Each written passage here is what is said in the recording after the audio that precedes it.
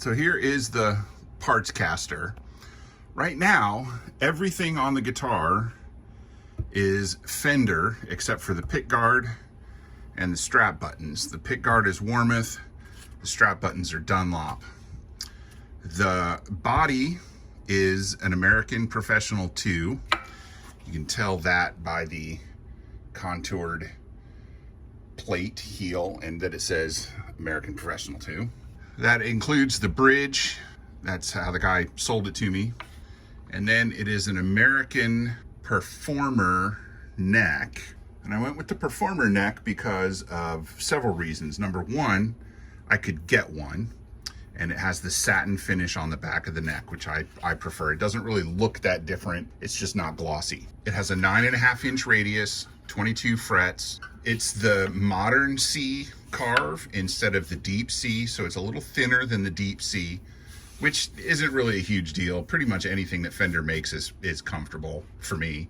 But it has the big fat heads, the 70s style headstock, which I really, really love. I put Fender locking tuners. They're staggered. Wound strings have one height. Plain strings are short, so you can see there's no string tree. It doesn't need one. There's plenty of down angle on the G and high E strings. I didn't really want the brushed look, but that's all I could get at the time that I needed them, so that's what I got. Maybe someday I'll swap them out for chrome. The pickups are Fender's Pure Vintage 65 pickups. I don't know if they're branded Custom Shop or not, but that's what I wanted. The difference between some of the other Pure Vintage is that these are actually potted instead of unpotted, and this guitar is going to be mostly used with a clean amp, so I didn't need them to be noiseless. And then it's got standard switching on the pickups, even though the only difference is that the bridge pickup is reverse angled because I wanted to get a little tighter bass on that. And then master volume and the neck and middle pickups are on tone 1 and the bridge is on tone 2. Because that's how I like my guitar set up. What I'm going to be doing today, I don't particularly care for the vintage style saddles, the pressed steel rolled, whatever they call them, these. I don't care for them. They don't sound better to me, they don't work better to me, and it seems that no matter what I do, there's always screws sticking out the top to dig into my palm. Instead of just trying to fart around and figure out what saddles I might like better, I decided to get a MannMade bridge. The first thing I'm going to do is take the strings off of this guitar and take the bridge off. All that requires is taking the strings off, and then once the tension is gone, I'll be able to take those springs out very easily, and then the bridge should just come right off. The bridge is set to float just a little bit, and that is my plan for the man bridge as well, because I want to be able to actually use the trem. Typically I deck my Strat trems and even block them, but that's not going to happen on this one. Okay, strings are off, so now I can pull the springs, and the bridge itself should pop right out, which indeed it does. So now let's take a look at what's in the box from MannMade. Important instructions, read first.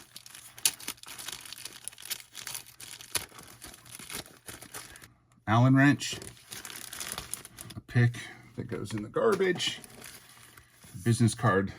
Here, I'll give you the MannMade information. They have a website. If you want to message them, you probably ought to go through Reverb. That's what I had to do. I called them several times and sent several emails and never heard back. But when I sent them a message through Reverb, then I got a reply. All right, let's see. Instructions. Retrofit for direct installation on Strat style guitars. Check mounting holes. Start with the two. So it wants me to use their mounting posts. Install new claw, so it must come with a claw. Shaft V grooves are exactly the same height. And there's a little bit of not a template, but it shows you how to drill it if you need to drill it. So let's see what's in the box here. Got the bridge itself. And that's got a little piece of blue tape on it, I guess, to protect the finish. And see these nice, smooth, topped saddles that I prefer.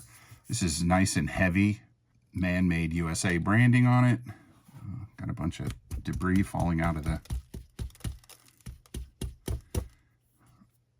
I'm guessing that's the hole where the trim arm goes in. And there's the trim arm right there. That's kind of sloppy. If you ask me, they should clean all that crap out before I ever get the box.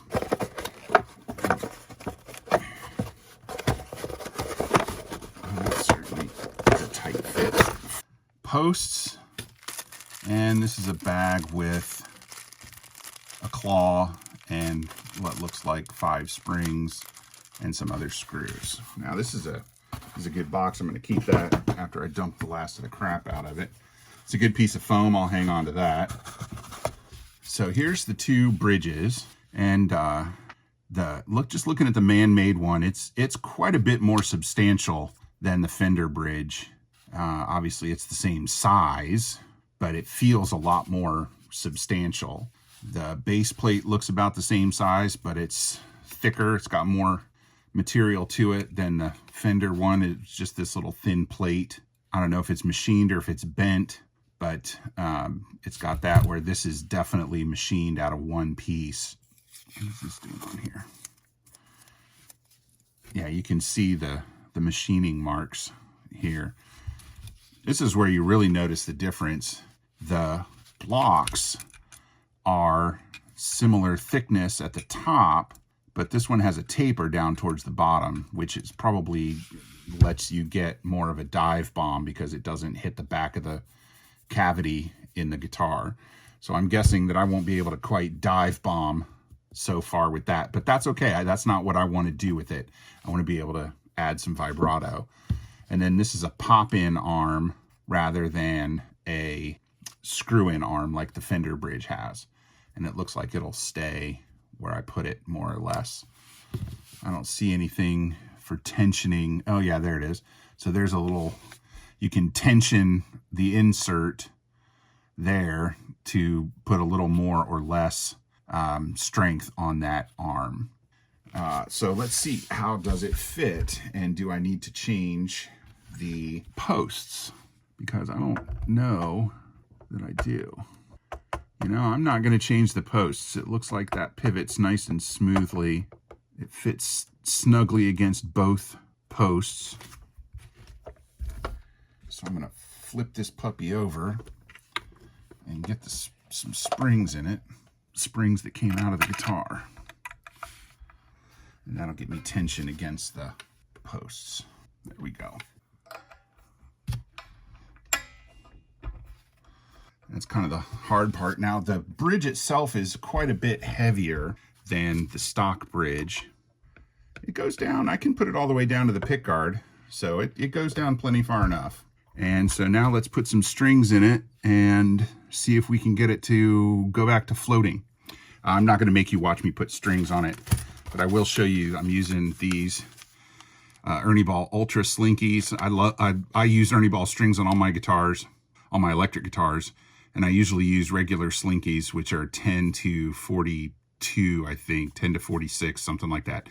So these just have a slightly heavier wound set and the same plain set as the strings that I normally use. I just wanted to try these out for something a little bit different. So as I've got the strings on now, and I got nothing because I got to adjust the action.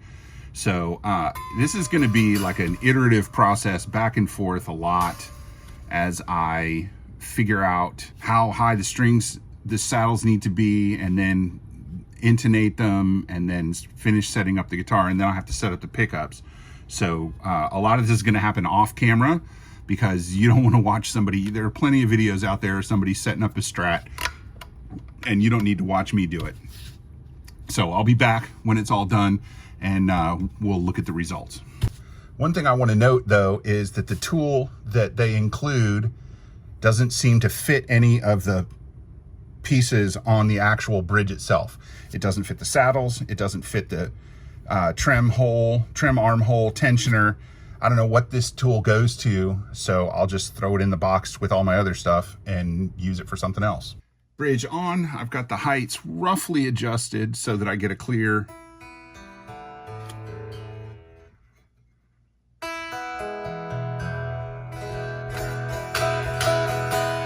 note out of each string.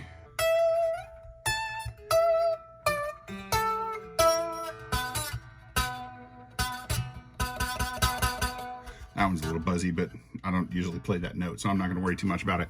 Now what I need to do is set the intonation.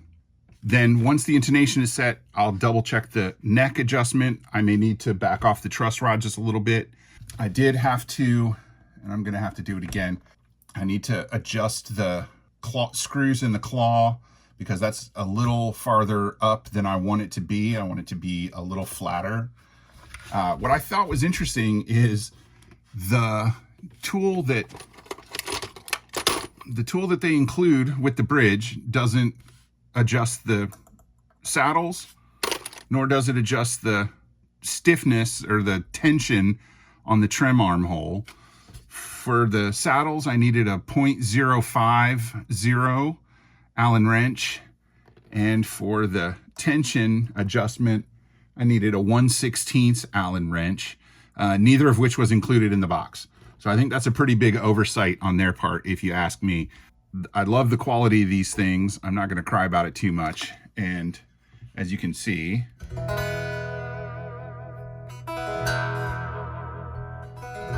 does what I want it to, and it will dive bomb if I ask it to. Not slack, but I don't want it to be slack. So that's fine with me. So now I'm going to keep adjusting. And this is really the most boring part of adjusting, setting up guitars. It's just going back and forth until you get all the settings perfect. So that's next. I'm going to detune the strings just a little bit so I can screw that claw in without raising the pitch of the strings. And I'll be back. All right, with everything set up, it is pretty much where I want it.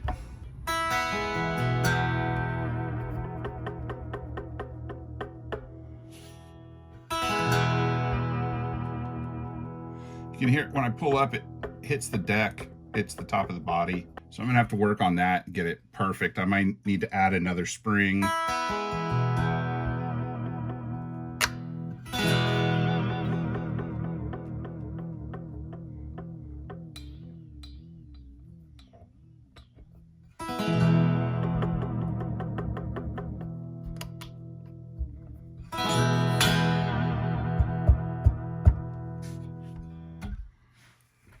I also made a mistake when I was going through the guitar, telling you what was what. The switching is the same as a regular Strat, but the neck pickup is on tone 1, the bridge pickup is on tone 2, and the middle pickup is not on either of the tones. And part of the reason for that is because I rarely use the middle pickup by itself. So I need it to be bright if I want to roll the tone down on either of the other pickups, which I do quite a bit, to get rid of some of that edge.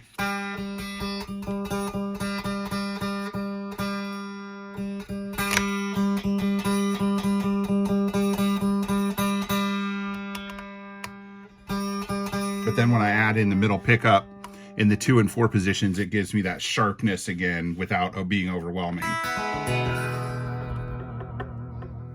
So I've got the pickups more or less volume balanced the way I want them, which puts the bridge or the neck and the middle pickups pretty low to the pick guard.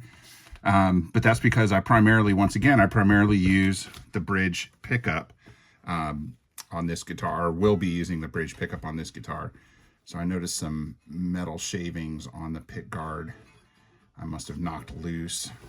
And it's going to take some getting used to. I'm going to have to, figure out exactly where I want. I think the action's a little too high right now. I did adjust the neck a little bit, and I've set the intonation. I can play it for a while and see what I want to adjust before I go back to messing with it at all. So I can just kind of leave it in this configuration for a while, play it, see what needs to change, and then change it. I may add another spring. just to make that fight back just a little bit. I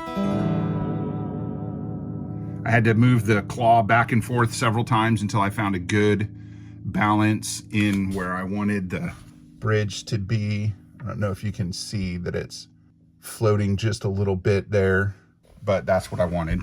So I'll get that fine-tuned over the next couple of weeks as I play the guitar more and more. I definitely like the way the bridge looks more than the stock unit. Like I said, I just am not a big fan of the vintage style saddles. They just don't. I don't think they sound as good as these larger saddles that have more mass to them. And I definitely don't think they look as good. I don't really care for vintage guitars a whole lot, so I'm not really too traditionalist when it comes to that.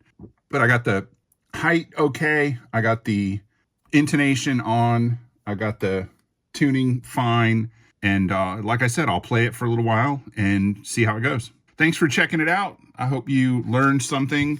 And at the very least, you saw how easy it is to replace the bridge on your Strat or Strat style guitar. Initial impressions, I wouldn't mind it if this trem arm was just a little bit longer. I do like the bend and the angles that are in it, but I wouldn't mind if it was just a little bit longer. For somebody that plays a little more towards the neck, it's just a little short, but that ain't gonna kill me. So I'll get used to it. This is really the only guitar that I use the trem on. This and the backup for the project that I use this on are the only Strats that I have where the trem doesn't have 5 springs and is completely decked and all that. So take it easy. See you next time.